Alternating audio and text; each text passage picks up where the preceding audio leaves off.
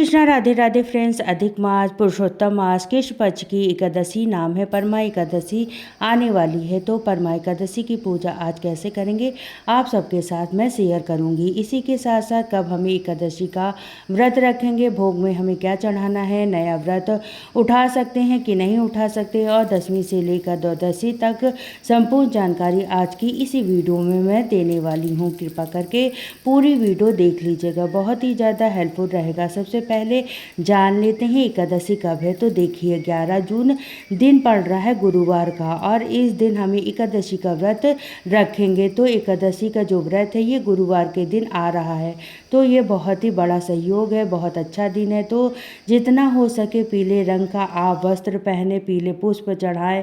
आप लड्डू गोपाल जी हो तो पीले रंग का आप ड्रेस पहना सकते हैं, भगवान को पीले रंग का भी ड्रेस पहना सकते हैं, सभी को, विष्णु भगवान, लक्ष्मी माता को। ठीक है, तो पूजा कैसे करेंगे ये सब पूरे दसवीं से लेकर एकादशी तक का संपूर्ण नियम होता है। तो दसवीं के दिन हमें सुबह आप चावल वगैरह खा सकते हैं, कोई दिक्कत नहीं है, लेकिन सूर्य अस्त के बाद कोई भी अनाज खाना चाहिए और फलाहार ग्रहण करना चाहिए, ब्रह्मचर्य का पालन, और साथ ही भूमि सहन का विधान दिया गया है। एकादशी के दिन सुबह सुबह उठकर स्नान आदि करके सबसे पहले सूर्य नारायण को जल चढ़ाइए, तुलसी मैया को धूप दीप दिखाइए, और उन्हीं के साथ साथ परिक्रमा भी हमें जरूर से करनी है। ठीक है, ये काम ब्रह्म मुहूर्त में होता है तो सबसे बेस्ट होता है।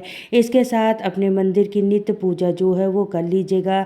नित्य पूजा हमेशा ही, कोई भी बड़ी हो या छोटी हो, सबसे पहले अपने मंदिर में सभी देवी देवताओं का आवाहन करना चाहिए, नित्य पूजा करना चाहिए, दीपदान, उसके साथ साथ जो भी भोग हो, प्रसाद आदि चढ़ाकर, तो ये सारे काम आपको कंप्लीट कर लेना है। बाद हमने अलग से चौकी लगाई है, एकादशी का व्रत पूजा करेंगे। तो देखिए आज के दिन जब हम एकादशी की पूजा करते हैं तो दिन होगा गुरुवार का, अधिक मास है। ठीक है, तो परमा एकादशी को पीले कलर का आप आसन लगाएं, उसमें भगवान विष्णु, श्री नारायण, माता लक्ष्मी जी की फोटो या मूर्ति जो भी है आप उनको स्थापित करें। तो आप अपने मंदिर में भी इनकी पूजा कर सकते हैं। मेरे पास मैं अच्छे से समझा सकूं इसलिए मैंने अलग से चौकी लगा के अच्छे से आपको बता रही हूँ। तो मूर्ति हो अगर आपके पास तो आप कच्चे दूध से पंचामृत से अभिषेक कराएं। ये लड्डू गोपाल को कच्चे दूध से हमने स्नान करा दिया है, स्नान कराना आवश्यक होता है, स्नान जरूर कराइए। और अगर फोटो है तो इस तरीके से आप गंगा जल छिड़क कर शुद्धिकरण कर सकते हैं। शुद्धिकरण होने के बाद टीका लगाइए और वस्त्र रूपी कलावा चढ़ाइए। भोग प्रसाद में हमें क्या चढ़ाना है तो देखिए खीरा, केला, गुड़ इत्यादि चढ़ाना बहुत ही शुभ माना जाता है। तो ये सारी चीज़ें चढ़ा सकते हैं। फलाहारी व्रत है तो फल से बनी हुई कोई भी मिठाई भोग में भी आप भगवान को भोग चढ़ाया जा सकता है। तो एकादशी के दिन दसवीं के नियम में से एक नियम और भी जान लीजिए कि दसवीं के दिन से हमें क्या क्या नहीं खाना चाहिए। तो मसूर की दाल, बैगन, मूली, कटहल, लहसुन, प्याज, मांस, मदिरा, ये तो फिर कोई भी चीज़ इस प्रकार की तामसिक आहार हमें ग्रहण नहीं करना चाहिए। ठीक है, और एकादशी के दिन आप जिस तरीके से एकादशी का व्रत करते हैं बिल्कुल उसी तरीके से एकादशी का व्रत रखेंगे।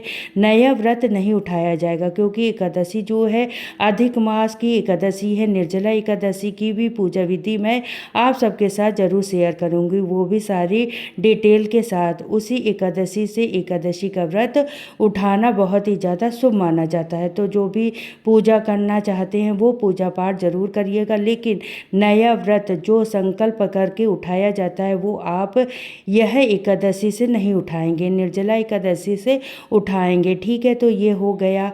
और दसवीं और एकादशी का नियम, एकादशी के दिन जितना हो सके निंदा चुगली बुराई से दूर रहिए, मोबाइल से दूर रहिए, हरि नाम कीर्तन करिए, राम नाम जप करिए। ये भगवान श्री कृष्ण के कोई भी नाम का जप आप करके समय बिता सकते हैं, और फरार रहकर व्रत को अपना शुद्धि सात्विक आहार ग्रहण करके आप पूजा कर सकते हैं।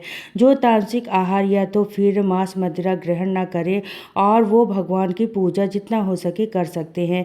पीले चीज़ों का भोग चढ़ाया जाता है, जैसे आम, केला, पीले पुष्प चढ़ाया जाता है। ठीक है, आज के दिन खीरे का भोग जरूर से लगाया जाता है, खीरा या तो फिर आप केले का भी भोग लगा सकते हैं। गुरुवार का दिन गुरुवार का व्रत जो लोग रहते हैं वो केला खाएं नहीं, लेकिन केले का भोग जरूर से चढ़ा सकते हैं। साथ ही गुड़, बतासा, मिश्री, चीनी दाना इत्यादि कोई ना कोई मिष्ठान भोग आप भगवान को जरूर से चढ़ाइए। और 1 लोटा जल यहाँ पर हम रख देंगे और साथ में तुलसी दल हमें रखना है। तो देखिए, दशमी के दिन से आप चाहें तो दशमी का या उससे पहले ही 1 दिन पहले आप तुलसी दल तोड़ कर रख लीजिएगा। और तुलसी के पत्ते तोड़े नहीं जाते हैं, क्योंकि एकादशी के दिन तुलसी नहीं तोड़ी जाती है। तो यहाँ पर 1 लोटा जल भी हम रख देंगे। पूजा पाठ होने के बाद में ये जल हम सूर्य देवता को अर्घ देंगे। ये तो फिर शाम की पूजा के बाद चंद्र देवता को भी अर्घ दे सकते हैं। ठीक है, अब आता है एकादशी तिथि का शुरुआत कब से कब तक हो रहा है। तो देखिए, 10 तारीख को 10 जून रात को 12:29, मतलब यह आप कैलेंडर के हिसाब से 11 जून भी कह सकते हैं, क्योंकि 12 बजे के बाद की टाइम में जो टाइम पे शुरू हो जाती है और समाप्त हो रही है 11 जून रात को 10:36 पे। तो उदया तिथि के हिसाब से आप समझ लो कि एकादशी हमें 11 जून रखनी होगी। पारण का सही समय आप नोट कर लीजिए। 11 जून को हम व्रत रखेंगे। 12 जून को सुबह 5:23 से लेकर 8:11 के अंदर अंदर हमें पारण कर लेना है। जिन लोगों का गुरुवार का व्रत है वो व्रत भी इसी दिन रख सकते हैं। और केले का सेवन ना करें, केले का भोग लगा सकते हैं, केले वृक्ष की पूजा कर सकते हैं, लेकिन केला इस दिन फिर गुरुवार का दिन है, अगर व्रत रखते हैं तो आप गुरुवार को तो केला ग्रहण नहीं करेंगे। ठीक है, तो ये हो गया। इसके बाद देखिए, एकादशी के दिन रात्रि जागरण, भगवान के नाम जप करना, पूजा पाठ में ही मन लगाना सबसे ज़्यादा अच्छा रहता है। निंदा चुगली से दूर रहिए। तामसिक आहार, तामसिक वचन और तामसिक भोजन सभी चीज़ों से दूर रहने ही हमारा कर्तव्य बनता है, क्योंकि कोई पूजा पाठ जब हम करते हैं तो फ्यूचर के लिए हम करते हैं, है ना। तो घर की उन्नति हो, अपनी उन्नति हो, मन में अच्छे विचार आए, अच्छे वचन आए, कायक, वाचिक, मानसिक किसी भी प्रकार का हमारे अंदर जो निगेटिव एनर्जी है वो चली जाए। तो इसके लिए हमें खुद भी स्टेप लेने चाहिए, कुछ नियम बनाने चाहिए जिससे कि ये सक्सेसफुल हो सके। इसके साथ ही हम थोड़ी सी दक्षिणा जरूर से चढ़ाएंगे, जो कि अगले दिन हमें दान करने होते हैं। ठीक है, और व्रत कथा कब पढ़नी है। तो देखिए, व्रत कथा आप सुबह भी पढ़ सकते हैं, शाम को भी पढ़ सकते हैं। व्रत कथा का बुक मैंने ले लिया है, उससे भी आप पढ़ सकते हैं, या तो आप मोबाइल पर भी सुन सकते हैं। द्वादशी के दिन सुबह सुबह ब्रह्म मुहूर्त में उठकर सभी प्रकार का जो आपका पूजा पाठ है वो कर लीजिएगा। इसके बाद दान सामग्री अलग से रख दीजिएगा। अगर कुछ भी नहीं है तो थोड़ी सी दक्षिणा ही अलग से रख दीजिएगा। कभी भी ये चीज़ें को कोई ब्राह्मण या मंदिर में आप दान कर दीजिएगा। उसके बाद भगवान को चावल से बनी हुई कोई भी भोग अर्पित करी जाती है। आप पोहा, खिचड़ी या खीर वगैरह आप ग्रहण करके आप अपना व्रत का पारण कर सकते हैं। ठीक है, पारण का सही समय मैंने आप लोगों को बता दिया है।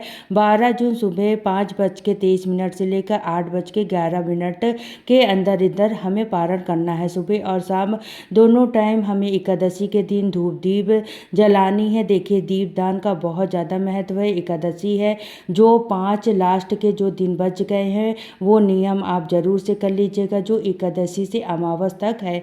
अधिक मास में तो ये नियम भी आप इस समय पर आप कर सकते हैं। तो ज़्यादा से ज़्यादा दीपदान आप कर लीजिएगा और घर में जितना हो सके सुख शांति साफ सफाई रखिए, ताकि माता लक्ष्मी के आगमन हो सके। तो फ्रेंड्स, इस तरीके से हमने एकादशी की पूजा अपने घर में करके बताई है। व्रत नया नहीं उठाना है, क्योंकि अधिक मास चल रहा है। निर्जला एकादशी से आप व्रत उठा सकते हैं, इसमें कोई भी सारे डाउट मैंने आपको बता दिए। इसी दिन से आप नया व्रत उठा सकते हैं निर्जला एकादशी से। ठीक है, तो आज की इस वीडियो में आप लोगों को कैसा लगा ज़रूर बताइएगा।